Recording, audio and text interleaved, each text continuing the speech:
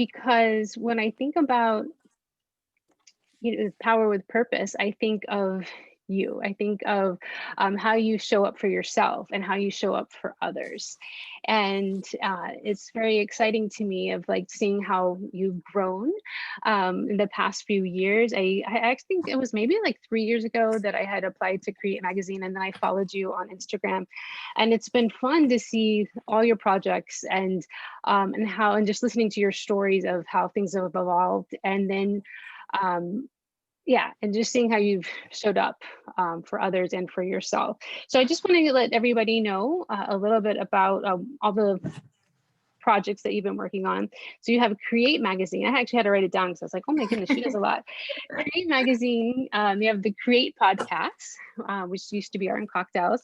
You're an artist yourself, which you just, you're consistently selling. You sold a huge piece this week, which is congratulations.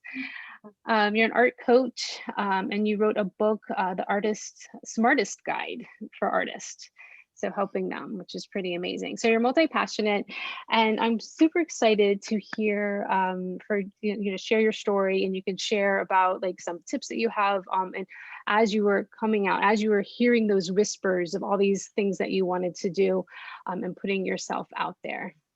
Oh my gosh. Well, thank you for having me. And I'm a big fan of yours too and your work. And I'm so happy that we connected. And thank you for having me. This is definitely a topic that feels interesting to talk about because, like you said, even a few years ago, this would not be the topic that I would be invited to teach. So it's definitely possible to change and to heal and to step into our power. So now I'm very passionate about it because I feel the difference in myself. But it certainly is a journey. But thank you so much for having me. And I have all the goods to share and then answer any questions afterwards. Yay, thank you, thank you, thank you. Do you want to share your screen? Yes, I'm going to share my screen. I'm just going to I just did a webinar. So that was another stepping into your power thing. Like the theme has just been stepping into things that kind of scare you a little bit, but you keep thinking about. So just going to have a sip of water and then I'll go ahead and share my screen with you all. Awesome. Thank you so much for having me. I am going to go, could you enable the screen sharing, please? Yes, as I was looking for right here. I'm going to make you, can I make you a host? Does that sound good? Okay, I'll do that. Oh, I think if you hit oh, there we go. Perfect. Awesome. All right. Thank you so much. I'm going to go ahead. I made some slides, but they're more to keep me on track because I could get carried away quite easily. You can see everything okay? Yes, everything looks good. Awesome. So let's chat about stepping into your authentic power. I love, Leah, that little visual you made for me. It is perfect because, when we think about power, I think sometimes we think about like the stereotypical boss lady that kind of is kind of mean and maybe a little bitchy. And for me, that certainly was not my journey. I was always painfully shy and a people pleaser. And so I definitely had a lot of mindset work, a lot of healing work to overcome to get to where I am. And I still feel like I have miles to go. Like I still find myself in those patterns, but it gets better and better. So today, thank you so much for inviting me. I want to discover how to get clear on your secret power, your authentic power. To listen to those inner whispers that guide us to, stepping out and using our voice or creating new projects, managing our time with grace and ease, a really difficult thing to do. Not saying I'm an expert on this, but I've gotten better. And then I also want to talk about leveraging your power to kind of shine your light, manifest your dreams, and make an impact in your community and beyond. If you have big dreams to reach multiple or thousands of people or millions of people, this is where you start to step in and from within then share what you want to share with the world, whether it's through your art or through your work. So a little bit about me. Thank you for the introduction, Leah. Just want to give a kind of broad introduction. So I did not grow up in this country. I was an immigrant child and I moved here when I was about 12, and it was a really awkward phase for me. I was really, really insecure. I struggled with my weight. We couldn't really even afford to go to a hairdresser. So I had like a really weird haircut. I had really cheap glasses that there was nothing about that was cute. And I felt it, I always just felt like I don't want to be this person like I always loved beauty and I loved expressing myself, but I couldn't, I had to wear whatever I had. And I didn't even have control over the food I was eating. So I was a little bit overweight because we were eating a lot of processed, cheap foods from my stepdad, who didn't buy any healthy groceries. So really horrible for teenage years. And then luckily I found a way to, find some kind of confidence through my art, actually, because that was the only way that I could like connect with people. And that was like my gift that I could hide in or use as my identity. So in some ways it was unhealthy because I used it to mask who I was, and I was embarrassed of who I was, but my art gave me that power. So I thank it for taking me through those challenging teenage years, especially in high school. So speaking of listening to the whispers, in high school, I was definitely told, despite winning awards and despite doing really well with my art and even selling some stuff, I was told that no, you should not go for art. That's a horrible idea. And you should go for like international relations because you know another language, as if that has anything to do with like skills. Just because you know another language doesn't mean that you're going to be good. But I said, whatever, even though I had no money, my family wasn't going to pay for college, I decided to go for art anyway. And once I got to college, I quickly realized I was not the best artist. There are so many amazing people, and I also was homeless that year. So despite all that, I just want to give you a snapshot of where I come from. I was able to build an art career over time, not right away, and then eventually a 6-figure art business that I like literally leap out of bed and I'm like, I want to talk to all my people. So if my story can be an example that we can overcome anything, that's all I can ask for. So here's me in Mother Russia as a child. And the reason why I share these two pictures is because a lot of times when we're building the life that we want, or we're trying to figure out who we are, like even as artists or creatives or therapists, I feel like we often don't see like the obvious things in front of us. So I, like many of you, was always really creative. Like you see me, these are crayons that these missionaries gave me, and I would just spend hours coloring and drawing and creating my own world. And then I also loved books and magazines. So just to give you an idea, fast forward 20 years and I was creating my own magazine. So these things were not coincidences. They were kind of like treasures and gems that God or the universe, whatever you believe in, planted inside of me that made me drawn to those things. Literature, books, and art were ways that I escaped from kind of an abusive childhood, and that kept me grounded and steady and created a mental safe space for me. So I'm really grateful for that. But I didn't like think, oh, I'm going to create magazines when I'm older, or, I'm going to use my art to talk about these issues of safety and belonging. Like, no, you don't think about that stuff. You just naturally create and you follow the next obvious step. And that's kind of how it was for me. So I want you to think about I'm just going to move the screen real quick. I'm sorry. Oops. Oh no. I just want you to think about like, what do you find yourself naturally gravitating towards? What do you find yourself doing, even if you don't get paid for it? For me, it was always bookstores. It was always something to do with art, whether visiting a museum or looking at art online. I would spend hours on art blogs after college when I couldn't find a job. I would just like obsess. I'm like, I can't get enough. I love other artists' work, which eventually led me to creating my own platform. So the things that we do that we don't get paid for, that we love, and we're just like, oh, I can't wait to go do this when I have free time. These are like little notes from the universe. Like maybe you want to create this too. Not always. It's okay to have some hobbies and experiences that are just for you, just for fun and just for enjoyment. But I found that when I was stuck and I was rejected from every single day job, the things that helped me figure out my next steps were like, what can I do? What am I even good at? And it wasn't that I was good at books or magazines. I had no idea how to even go about doing that. But instead of like, oh, what is a hard skill I have? I asked like, what do I love doing? What do I find myself buying or looking at all the time? So I was incredibly shy up until like 3 years ago. Not even kidding. Like shaking, my mouth, my tongue would be dry, like cotton. I couldn't move, like I couldn't speak. And I remember getting a C in literature class because they said, like, you just have to speak. But I'm like, I can't move my tongue. I was so afraid and so petrified by anxiety. It's just so funny, but also traumatizing. Like, talk about like physically not being able to move through the fear.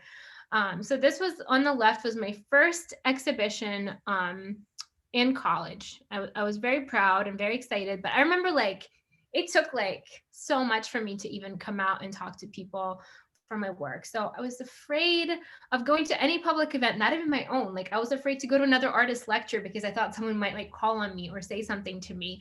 I was like shaking every time I raised my hand in class, even if I knew the answer. So I went from not being able to use my voice and like not even knowing how to tap into my own power until later on. I had glimpses of it though. So in college, I would listen to like Nicki Minaj or Drake to get myself hyped up before class. And that was one way that I was able to channel into my power. And I still kind of do that. You know, I still have a playlist for like making money or whenever I'm speaking with clients or doing public speaking, I like hype myself up. If I can't find it naturally through stillness and meditation, sometimes we need like a reminder almost of like what that vibe is, what that feeling is inside of us. So this was a picture on the right of my partner Alicia and I and Jerry Saltz. And the crazy thing is the reason why I shared this is because, you know, if I didn't start to listen to my own whispers and if I didn't start to tap in and realize that I had power, there would be no way that I could come up to Jerry Saltz, introduce myself and tell him like, hey, I love what you do. Here's my magazine. So it was such a crazy moment because I wasn't even nervous. That's when I knew I healed and I overcame like, I guess it's like the throat chakra, right? Where we're afraid to use our voice. And even this year, there's still layers. There's always going to be layers of when we feel free and safe enough to use our voice. So I wanted to share that contrast because it was like hugging this like art celebrity versus like being afraid to even talk about your own art. It was quite a journey to get to where I am today. And I don't take it for granted. So I want to ask you, what is your superpower? What are you naturally good at? Are you really great at bringing people together or uplifting people? I know a lot of you are healers, but even deeper than that, like within your healing, what are some ways that you know you have a unique edge or unique experience? Sometimes like even comes from a painful moment or a painful experience that only you had that other people might need to hear about. So if you don't know what your superpower is, I'm sure Leah, you know, can talk to you through this and guide you. But another great thing to do is ask your friends and ask people closest to you, what do you think makes you different? Because we all have something, treasures, you know, soft skills, unique ways that we function in this world that can be really useful for you to build your dream life. I really believe that because I always love to encourage people. And probably many of you also here because you're healers, you're probably one of those people that people call up first to get advice or to share something. They feel safe with you. That is a superpower in my book. And that can really help you because when people trust you, you know, you can do a lot and you can build a lot and it's easier to gain momentum. So don't take it for granted. And then, you know, in terms of your superpower, I mentioned like, what do you love doing or where do you find yourself gravitating towards? Or what do you find yourself talking about all the time? Like I used to love talking about building my own art center. Now my dream has evolved a little bit because I'm loving the online space and I'm a pajamas girl. So I love the ability to work like in my pajamas most of the time. You know, sometimes I'll put on makeup and stuff, but I love the freedom that brings. But I used to talk about it all the time. I used to think about lifting artists and supporting artists. And I had no idea that I was going to be through like magazines and podcasts because that wasn't in my world when I started. But the premise of it and the essence of it is the same. So think about what you find yourself talking about or dreaming about or fantasizing about. And even if it's not like directly related to your career or your art, don't fight it because it can work together. You know, maybe years ago, people didn't think art and therapy went together, right? But here you are. And, you know, for me, it was this strange obsession with literature and books and magazines. And it was just a way for me to figure out how to make that work. So don't judge it, just observe your natural inclinations and then see how maybe you can start incorporating them little by little into your life and into your career in the way that feels good. We don't want to obviously do things just because they make money, but sometimes it's easier to make money with the things that we, are willing to put the time and the passion in. So, um, another thing that I love to do, I'm just going to minimize this because I can't see my own notes. I'm sorry. There we go. The other thing that I love to do is I ask myself questions like, what would I do or how would I behave if I knew that I could not fail, if I could be the best version of who I am? And that wasn't always the case. Like I wish I included a picture of me before. It took for me to visualize the woman, the artist that I wanted to become, the leader that I wanted to become, and then move towards her and act in the way that I knew that I wanted, to wake up and act. So I did not paint giant paintings all the time. I started by painting tiny little panels on the floor of a studio apartment. But in my mind, what success meant to me was being able to stand next to a giant painting and feel that power and feel that energy of like, I'm taking up space and it is safe for me to take up space. So that was at one point and still is, that is the idea of what I want it to feel like. And sometimes you don't have the space for a 6-foot painting, even if that's your dream. So you start by painting or creating something as big or as elaborate as you can with what you have, and then move up from there. So it was a very gradual transition.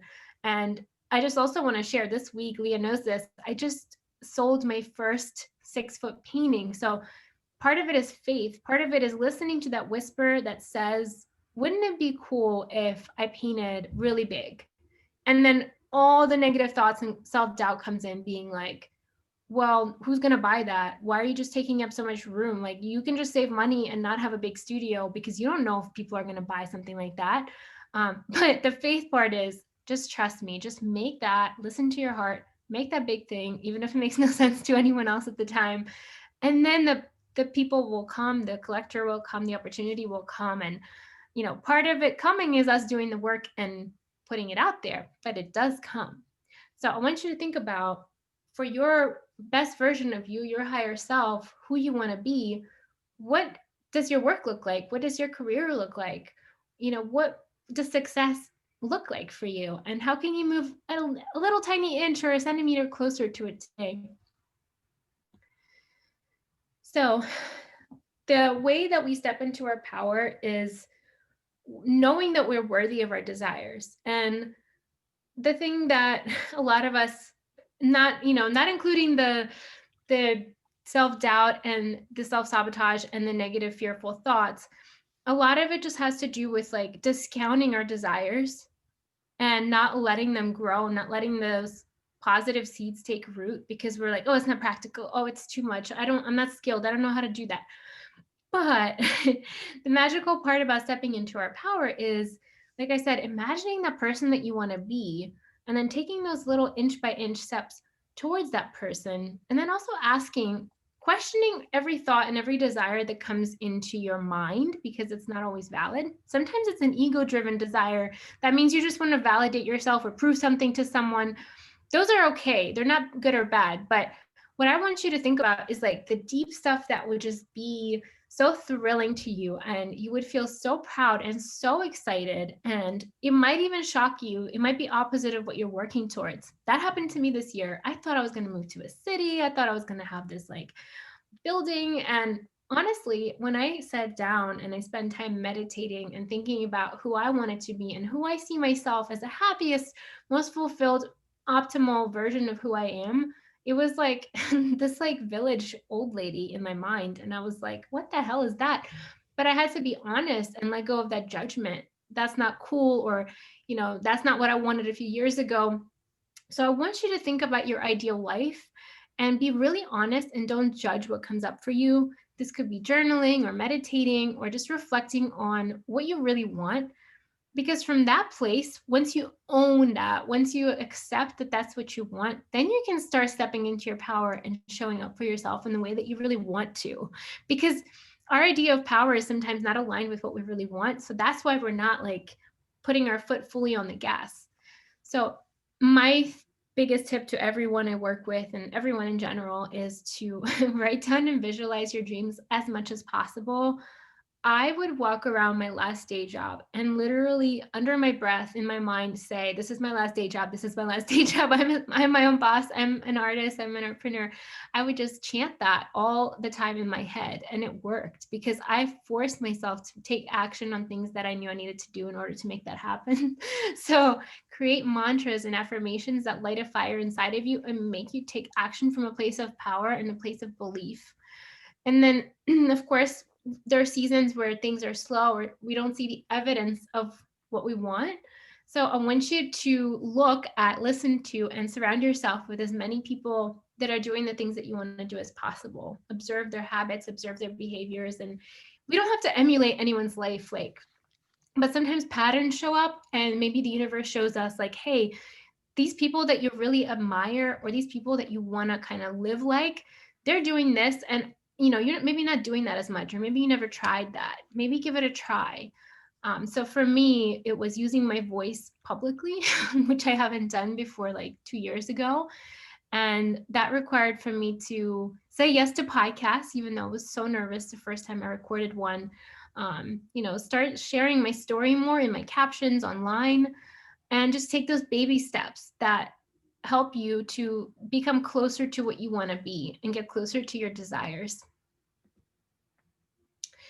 And like I mentioned, it's really important that we leverage our soft skills or our treasures. It's the parts of us that aren't necessarily quantifiable as like, an artist or a therapist or a publisher. It's just the things that we're good at that aren't necessarily labeled. And those are the unique things that help us to create from a place of authenticity. And we do things our way, instead of looking left or right or thinking, well, this is how a publisher does it, or this is how this person does it. We approach it from a place like, I'm really good at this and I want to spend my time doing this. So how can I combine that with like the career choice or the art choice that I am creating? So ask others if you don't know your strengths, or just observe your day and notice where you kind of quote unquote waste time, because it's not wasted time. For me, it was social media, but then I became really good at it and I learned to set boundaries with my use of the social media. So even the things that are procrastination could actually be reversed and used as fuel for our journey. And then, of course, shining your light. When we're first learning to use our voice and healing that throat chakra it can be really triggering and scary because for me, a lot of thoughts came up like, oh my gosh, like, what if I say the wrong thing? Or what if I look silly? Or what if I share something that offends an old college professor or someone else in my past? And it would hold me hostage from really expressing who I was. So try to cut any ties with people that you think about right before you're about to post or speak or share, because that was a thing for me. It was like my family, some weird members, some old professors that made me feel weird or like insecure about certain parts of who I am. Those people are not for us. So we have to keep moving past and like sharing our truth and trusting that what's meant for us will not pass us, will never pass us. So it's safe to share your voice. It's safe to share parts of your journey that are less perfect or less polished. And Instagram stories is an amazing place to start if you want to start really stepping in and sharing. And my biggest tips for Instagram stories is before you show up, do a little meditation. I usually pray and just ask God and angels to speak through me. I know it sounds dramatic. It's just an Instagram story, but it helps me just to stay and come from a place of my higher self instead of just, showing up and being really timid. Especially in the beginning, it's really helpful to know that you're supported when you're sharing so you feel safe. And then, when I talk about all this stuff, I want us to just shake it all off. At the end of the day, let's not overcomplicate it. We're just sharing something, we're communicating, and there's many ways of communication. So maybe if Instagram didn't exist, we would like write little notes to each other or do like an interpretive dance, So all the tools that we have, all the different mediums, they don't mean anything. What really matters is our intention, our desire to connect with the people that need to hear our story.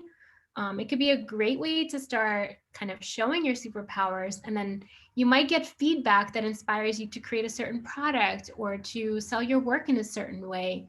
I find that my unique perspective is my superpower. My story really resonates with a lot of immigrants, with women who were shy. So for you, it might be something similar or different, but you will find your audience and you'll find your voice as you share. So the big one, the big scary one is managing our time. And whew, this was a really hard one for me to learn. I'm still learning. I'm not perfect at it, but I've gotten much better. And my biggest tip for you is to set boundaries. So we are not to be available for everyone 24/7. Even if they paid us a lot of money, even if they invested into our art or our services, we have to set those boundaries ahead of time. So we have to let them know my office hours are X. We have to also let ourselves know that we don't reply to DMs after 9, or maybe you don't reply to DMs at all if that doesn't feel good for you. So the only thing you really need to know to manage your time well is discipline. And it's the hardest thing for me to learn too. So it takes a little bit of practice and it takes accountability. Feel free to find a buddy, or maybe you have like an app on your phone that helps you track your time, because if our time management is not aligned with where we want to go, that could create like a little bit of self-resentment, and then we can feel let down by ourselves. So I notice that I'm happier when I know that I honor my values with my day. So at night, I tried to like hang out with my boyfriend and watch TV. On weekends, I tried to minimally check my phone, sometimes unplug completely. And the thing is that we don't need to always be working. We don't need to always be on. And as artists, we don't need to be continuously making art. I've struggled with this for a long time, because in college we learned like you better be producing 24/7, but no, you do not need to be producing 24/7. You need to be producing, you need to commit to your art for sure, but you do not need to be self-sacrificial about it. Next, when you're ready and you have the financial ability to do so, or maybe even hiring an intern with specific boundaries, outsourcing anything that drains you. Um, for example, there's tons of websites like Fiverr or Upwork where you can hire editors or anyone to do like basic tasks for you. If you don't like doing social media or posting on a blog, you can hire someone to help you with that, and it will help you do what you love more and earn more, because you'll be in your zone of genius. So your zone of genius is like, for me, it's stuff that I love doing, like creating the art, writing, speaking with my clients, and educating people. But the stuff that I hate is editing, any kind of detailed nitty gritty stuff. Like that makes me so angry and frustrated that I know it just sets a whole like weird vibe. So I try to outsource that as much as I possibly can, given my budget. And then you can create additional energy, and you can actually like make more time in your day when you exercise and meditate, because sometimes we just don't spend our time wisely and our brains are foggy. So using stuff that physically elevates your energy is really helpful. And then you can show up as your highest self, and you can think about the optimal version of you before you do anything, because it will actually give you like shortcuts, and you will get straight to the chase, to what you need to do, to the meat and the potatoes, instead of like trying to do it all and trying to be the hero. And then, of course, you all know this, but acting as if is extremely powerful.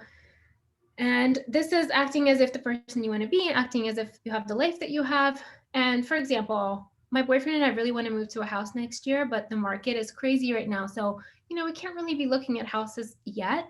So instead of being like, womp womp, we're in our apartment, I chose to just spend a little bit of money and redesign it and pretend like I'm living in my dream home as much as possible. So it could be little things like the way we dress, or the way that we reply to an email, taking our time and like really giving it our energy, and it multiplies. So it always works when we show up as our best selves with the best intentions. And I really believe that. I'm just gonna, perfect.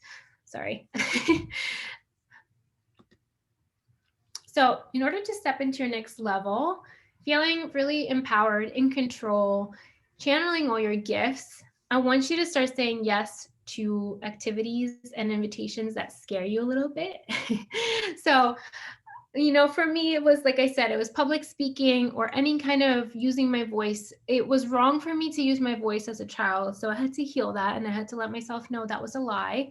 So label anything, any previous experiences that hold you back from being powerful, because you are powerful, as lies.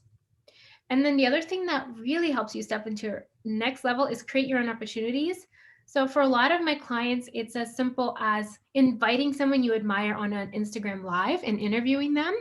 Or, if you want to go further, you can start your own blog or create your own like exhibition or doing something where you are in charge and you show yourself that you're capable of creating what you desire. It's the most empowering feeling in the world.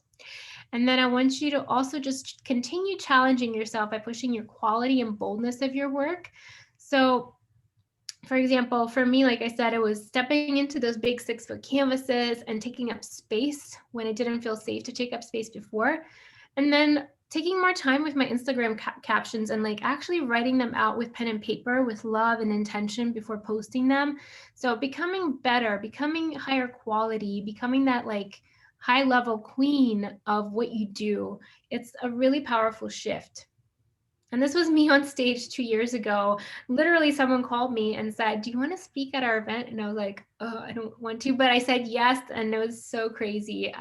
It was the most random experience, but it was the universe saying like, "Hey, you said you want to start using your voice more. Here you go." Oops, did I just? Oh, there we go. Okay, so I also love. I'm a big fan of meditations and affirmations and also just little mantras. When I walk my dog, will say these to myself, and maybe someone will think I'm crazy. Sometimes I say them out loud, but I will say things like, "I'm a high level artist. My work is of high service. I deserve to be paid hundreds of thousands." That's my affirmation for my work. Whatever it is for you, I want you to start like implanting those seeds into your own mind until they become a reality. I know this is true because I only learned how to drive when I was 30, which was only like 2 years ago. No, not even. Like a year and a half ago, I learned to drive for the first time. I'm not kidding.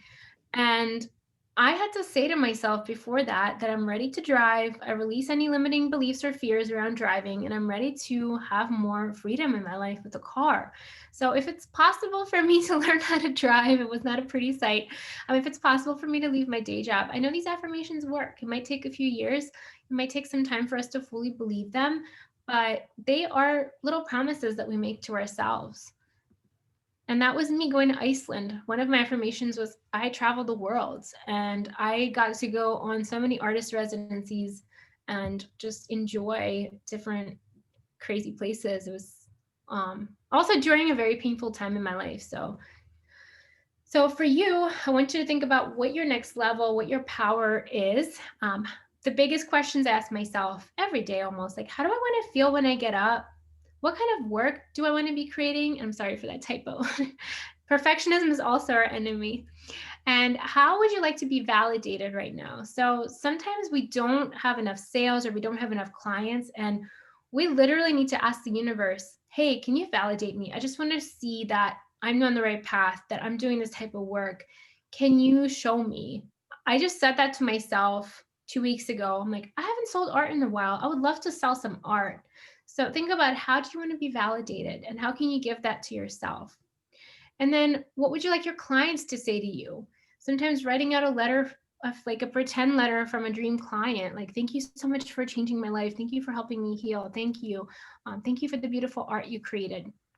And then just channeling that energy of where you want to be is super, super helpful. And then finally, I think the question that we all are working on all the time is like, how much you want to earn and where do you want to earn it from? It's really exciting to think about making money from art or maybe getting a big opportunity from a brand. So just think about that. And I think you will get a lot of clarity from yourself. So thank you so much for listening to my little talk. And I would love to hear from you after this. We're going to open up to Q&A, but you can find me on Instagram, on Art Queens or Create Magazine, and would love to connect with all of you. But now I guess we have time for questions. Yes, yes. I think I have. Okay. Can you hear me? Yes. Okay, awesome. Okay, that was amazing. There were so many golden nuggets in there. I was just like writing stuff down. So thank you, thank you, thank you. I love the part where you talked about like what is your superpower, and um, thinking about the magazine, like Create Magazine, and then how you were lifting others. You're lifting others by sharing their art with the world. So I think that's just beautiful. It's like we could all think about that for ourselves. It's like your power is lifting others too. So it's just thinking about what way do you want to do that and what unique style, because there's so many different ways that you can go about that, right? So it's like listening to your intuition and finding that path to put it out there, which is awesome. So thank you for that. I do have a question. I know that like other people probably have questions too, but I wanted to like ask you something about social media and showing up with consistency and your boundaries, because I think it was a few years ago when I first started, following you on Instagram. I remember you made this post and it really sticks in my head. It was like you're like, today I am like showing up for myself and I'm going to be here, and I'm going to just like kind of like show the world. I don't remember your exact words, but I remember it was like something like that. And you literally did that. Like you post like every single day, I think, from that point on. And I was like, whoa, because like you'd see how much like the momentum changed and you were able to put yourself out there. So I'm just kind of like, I'm in awe of that, but also it's like, how do you, have your boundaries or systems? Like, do you have help with that? Or is it just that you really do have like a time frame that you're working with? Yeah, it's a great question. And it probably that post, if I'm thinking of the right one, it probably comes from a place of like deep disappointment and self-sabotage and being sick of it, like being no longer willing to tolerate that person that I was, and being like, you know what, going forward, I don't really care if I look silly. I don't care if I annoy people. I'm showing up for myself because someone else needs this too. So it was a whole vibe. But so to answer your question, I have lots of help. And that's one of the things that I get asked the most. How do you get so much done? I don't do it all myself. Like if I did, I would go insane. And I tried it. So I know that I would go insane. So I actually I have an intern, and then I started paying her after a year of her interning with me, and she graduated. She stayed and she helps me behind the scenes with posting and scheduling daily blog posts and social media on Create. I have Elise helping with Art Queens, like shouting out members and things like that. And then for my own stuff, it doesn't take me any effort to save a picture from my website and post it. And I love showing up on my stories now that I feel liberated to use my voice. So I usually just have like ideas and things I want to say. So I just hop on to my stories as much as I can. Usually I have something to say. Like I always have something to say, but for my own page, it doesn't feel hard. Like I love taking pictures of my studio and my paint. All that stuff is really fun for me. For elevating the community, I do have help because it does get a little bit draining for sure. Okay, awesome. Thank you so much for letting me know. So how about anyone else? Would they like to ask some questions? Question. Hi. Hi. So when you were talking about like when you're having ideas and stuff, and whether or not it's your ego that's giving you an idea, how can you tell, like, what is your way of telling? That's a great question. I think it definitely takes a little bit of self-reflection. There's no like perfect way of discovering this, but for example, so this is funny. When I was working with a coach this year, and she said, "Oh, well, the magazine was ego driven," and it might have been in the beginning because I was kind of like I was literally rejected from every day job. So for me, that was like, well, I'm going to show you, and I'm going to start my own magazine. So that is ego driven. But if you believe in grace and you believe in love of the universe, like even though it originated as an ego driven thing, it evolved into something from the heart where I knew like I want to keep doing this because I love it. So sometimes like even if we pursue something ego driven, the universe will kind of show us a different way, or like a way for us to reframe it. And I don't have a specific example of things that were ego driven that I didn't do because I usually just like do everything and then I learn by failing or realizing that's not working. But I will tell you that I shifted. So for a long time, I would paint these paintings that I thought were like more contemporary, and I forced myself to be a certain way. I knew that was ego driven because it felt really unnatural for me to create that way. But because I thought it would give me the validation or the sales or the acceptance. But then I was like, screw it, I'm just going to paint. And that's when all my work started to really come through. So it's not like black and white. And I know this is probably a confusing response, but I think it just comes from like, does this feel good? Is the best question to ask yourself. Is this exciting? Do you want to keep doing this for 10 years? Or is this like really annoying and you want to scream every time you do it? Does that make sense? Yeah. So like basically like if there's resistance and you're trying to be something that isn't fitting, then that's usually, Yeah. okay. Yeah, that makes sense. I like it. Thank you. Yeah, or doing things because you think that's how they've always been done. For example, with the magazine, I thought I always had to get into Barnes and Noble, and that was a dream of mine for a long time. But then Barnes and Noble said yes, and they sent me a bill saying they're going to take 60% of the cover costs, and then I also only get paid once a year. I'm like, I can't do this as a small business, so I had to ask myself, yes, this was a dream, and I got it, but I don't want to pursue this because that means I'm self-sabotaging everything I've built financially. So, sometimes it's like you get what you want, but then it doesn't make sense to go with it. So not worrying about how things are done by other people or other organizations, but really trusting yourself with that stuff. Awesome. Thank you. Of course. Thank you. Great question. Anyone else have a question? I have a question about growing pains. As a business owner and taking risks, knowing you're headed in the right direction, but like at that point where you're like, this is my last day job, and like that space between being able to actually like completely fly on your own without the training wheels, and like when do you decide to pull the trigger? Ooh, that's a great question. So the first part of that question is the growing pains and like being in that job or being in that opportunity that you've outgrown, you're almost ready, but you still have to like fulfill your commitment. My biggest tip for that, it's the hardest tip too, but really to kind of listen to your higher self and think of everything that you do as a kind of a reflection of who you are, not just your craft or your business or your work, but like at you as a person, as a being. So what I did, I remember this was the most horrible thing, but it worked and it kept me busy. I said, okay, this is my last 3 months working here. I'm going to become the best I was working at a call center, the best call center worker I could be. And I channeled my energy into that. And then on breaks, I would work on my business and stuff, but it kept me busy. And it also gave me deep gratification knowing like, I'm supporting my manager or whoever, as much as I hate it. And that just kind of helped me like make the time go by basically. And then in terms of taking the risks and knowing when to fly, I say to people, obviously, it's great to have savings. It's great to have tried systems or knowing that you can get clients, just to know, just so for your mental sanity that you can get the money when you need it. But in reality, things are going to happen that are out of your control. So at some point you will have to leap and figure it out. And there's always a way. I'm not a big like proponent of debt by any means, but like worst case scenario, you just borrow a little bit of money until you get back on your feet. So not letting fear like make things longer than they have to be, if that makes sense. Because I always like to play the worst case scenario game because I know if I go there mentally, I know I'll be okay. But then just focusing on the best case scenario. Yeah. Thank you. Of course. Awesome. Does anyone else have any more questions? I'll ask another question.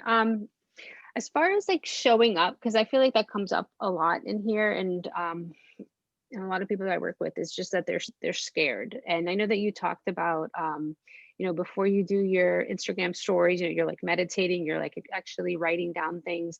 But getting to that point where you're letting people know about your services, you're letting people know about like your offers. How are you?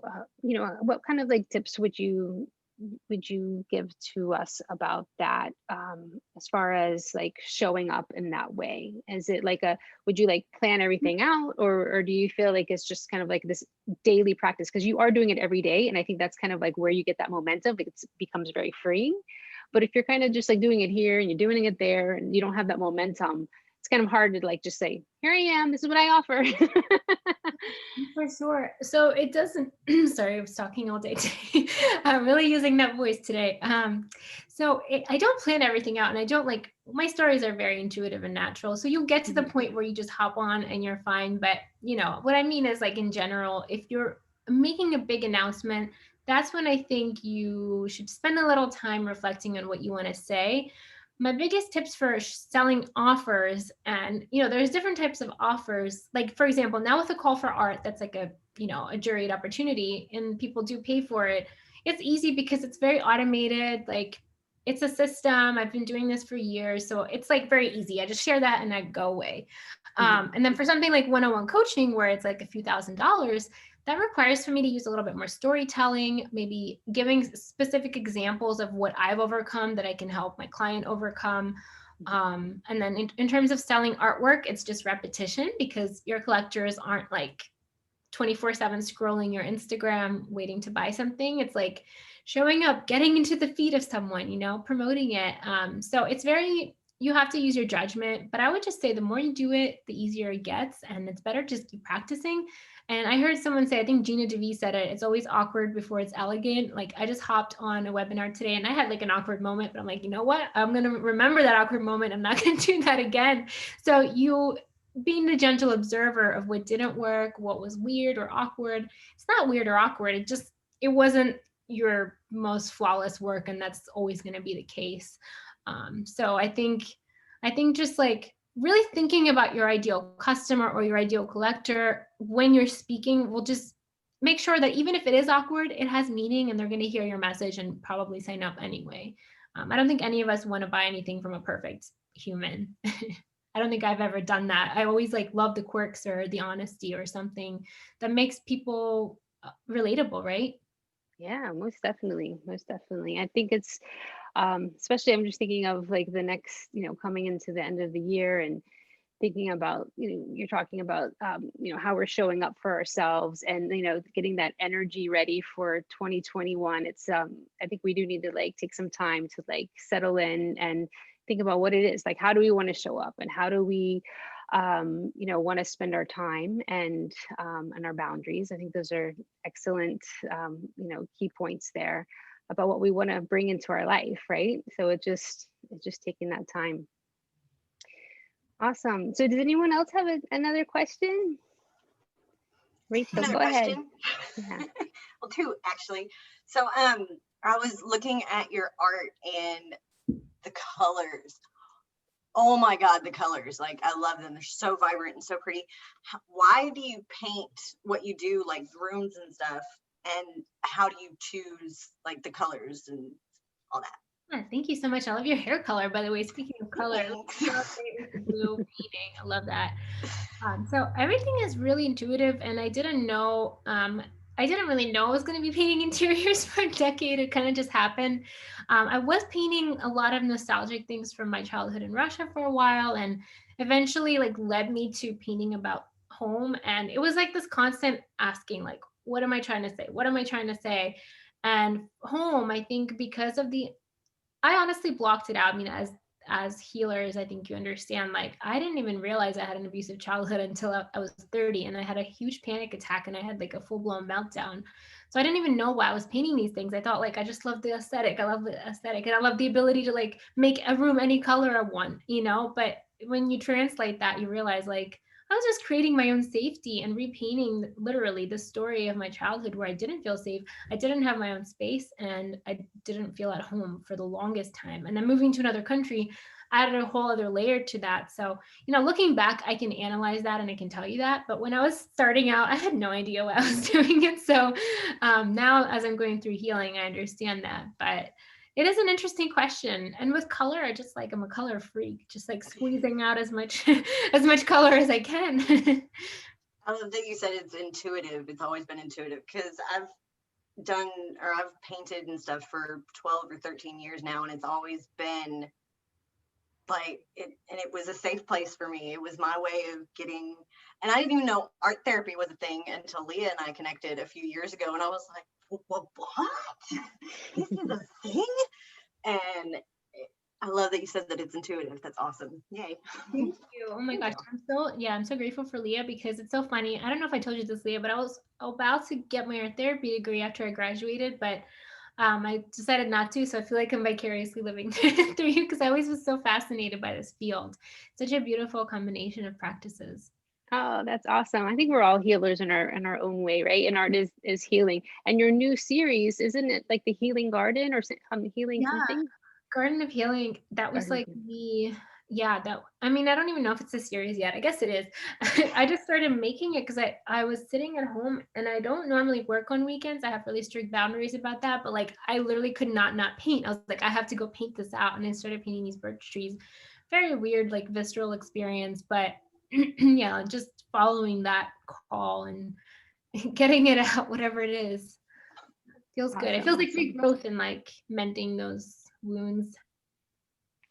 Well, thank you so much for, sharing your gifts with us and sharing your inspiration. I am really inspired, and it continues because I'm multi-passionate too. I have like a million things going on, and people always ask me like, how do you do that? I'm like, because I just feel like I need to, and I don't want to be disappointed in myself. Like I have to like show up and move forward. So I really like you inspire me because you're like continuing to do that, and you have that fire, and I'm a fire sign too. So.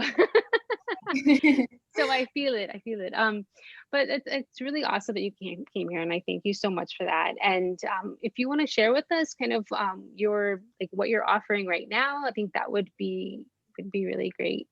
Yeah, thank you so much for having me. This is so much fun to share and connect with fellow healers. So, yeah, I'm painting, kind of chilling out. The only thing I have right now is my course, my first ever course, which is kind of like a hybrid with group coaching and a self-guided course. So that closes on November 30th. You can learn more on www.theartqueens.com, and then you click on course on the menu. But other than that, I love connecting with people on Instagram. So feel free to DM me. I have a podcast, Create Podcast, and obviously Create Magazine, but kind of easing into the new year as slowly as I can, because I tend to like also want to do everything, all the things, and trying to focus on one thing at a time. But yeah, if anyone needs any support or ideas, I'm always around to chat. That's awesome. So thank you. I appreciate it. And are we good? Everyone's good with their questions? Yes. So Lisa just showed up. Lisa, Yes. do you want to say something? Thank you. Okay, I just have one question. Sorry. So are you like on all social medias, like Instagram? We said Instagram, but like YouTube, Facebook, do you all? Yeah. No, my rule is oh my gosh, great question. You know what? There is like some people are great at all that. I'm mostly on Instagram. I post on Facebook like through Instagram, and I'm not my TikTok. I'm too lazy. Like I just maximize what works for me. You know what I mean? But actually, Yeah. Pinterest has been a really great way to like post once a month or once every 2 months, and that brings a lot of traffic to my artwork. So Pinterest has been an awesome thing, but I don't go on there every day by any means, unless I'm like looking up a recipe or something. Right. So it's mostly Instagram, yeah, for you? Yeah, Instagram and my mailing list are the two things. Okay. And then, in our membership, the Art Queens, like Facebook, but it's a very like intimate group. So it's not like I'm just posting to everyone, just to like my community. Okay. Thank you so much. You're so welcome. I love that. It's like focused energy. And that way I feel safe sharing stuff too. Cause that's the other thing too. Using our voice is easier when we know we're supported. So when you're sharing, think about the people that support you. Don't think about like strangers on the internet, because that could be really scary. That's true. Well, thank you. Have a beautiful evening, and go get some water and for your throat, because I know you've been talking. It's working for me today. Thank you, everyone. I hope you have an amazing. Thank you so much. Thank you. Thank you.